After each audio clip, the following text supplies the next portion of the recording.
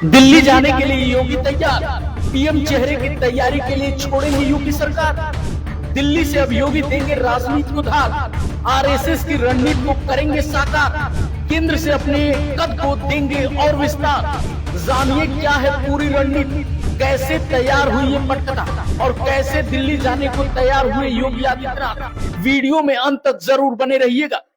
नमस्कार, आप देख रहे हैं लाइव यूपी न्यूज 24। देश की राजनीति में इन दिनों एक चर्चा तेजी से तैर रही है। चर्चा इस बात की हो रही है कि क्या बीजेपी ने 2029 की तैयारी अभी से शुरू कर दी है। क्या प्रधानमंत्री नरेंद्र मोदी के बाद पार्टी का अगला बड़ा चेहरा तैयार किया जा रहा है और क्या उत्तर प्रदेश के मुख्यमंत्री योगी आदित्यनाथ अब दिल्ली की राजनीति में बड़ी भूमिका निभाने वाले हैं। हालांकि सबसे पहले ये बात मैं साफ कर दूं कि इन तमाम बातों की कोई आधिकारिक पुष्टि नहीं हुई है, लेकिन सोशल मीडिया से लेकर राजनीतिक विश्लेषकों के बीच में ये जरूर चर्चा है। जी हां, बीजेपी, आरएसएस या सरकार की ओर से कोई बयान सामने नहीं आया है, लेकिन राजनीतिक गलियारों, विश्लेषकों और सोशल मीडिया पर इन संभावनाओं को लेकर लगातार चर्चा जरूर हो रही है।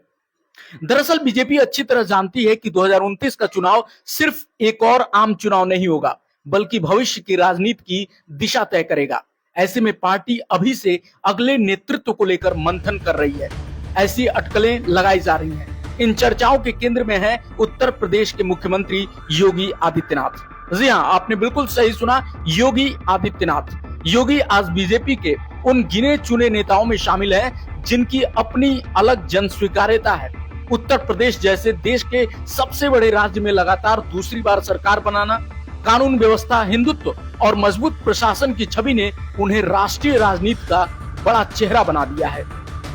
राजनीतिक विश्लेषकों का मानना है कि बीजेपी में अगर कोई नेता प्रधानमंत्री नरेंद्र मोदी के बाद बड़े जनाधार के साथ चुनावी राजनीति का नेतृत्व करने की क्षमता रखता है, तो उनमें योगी आदित्यनाथ का नाम सबसे ऊपर आता है।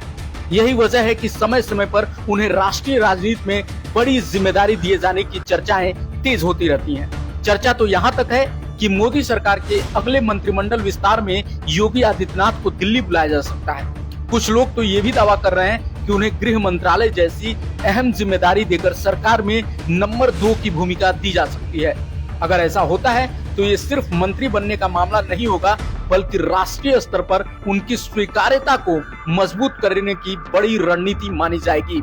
हालांकि ये पूरी तरह राजनीतिक अटकलें हैं और इनकी आधिकारिक पुष्टि अभी तक नहीं हुई है, लेकिन सवाल ये भी है कि आखिर ये चर्चाएं उठ क्यों रही हैं। इसकी सबसे बड़ी वजह है योगी आदित्यनाथ का लगातार बढ़ता राजनीतिक कद। उत्तर प्रदेश की राजनीति से निकलकर उन्होंने पूरे देश में अपनी अलग पहचान बनाई है। बीजेपी के कई राज्यों में चुनाव प्रचार के दौरान उनकी सभाओं में उमड़ने वाली भीड़ और उनकी लोकप्रियता ये संकेत देती है कि उनका प्रभाव अब सिर्फ यूपी तक सीमित नहीं रहा है।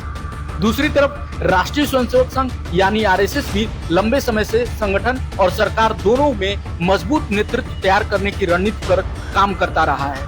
ऐसे में राजनीतिक विश्लेषक ये मान रहे हैं कि भविष्य की राजनीति को देखते हुए योगी आदित्यनाथ को राष्ट्रीय भूमिका में लाने पर विचार हो सकता है।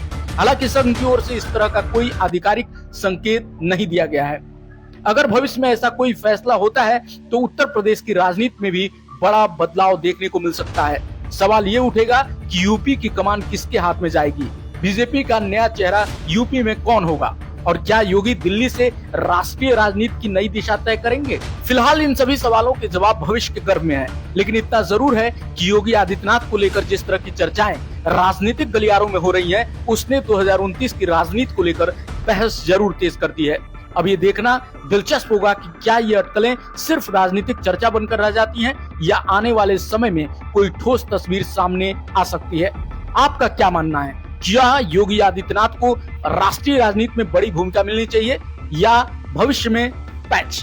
क्या वे भविष्य में बीजेपी के प्रधानमंत्री पद के सबसे मजबूत दावेदार बन सकते हैं? अपनी राय कमेंट में जरूर बताइएगा। मिलते अगले वीडियो में। नमस्कार।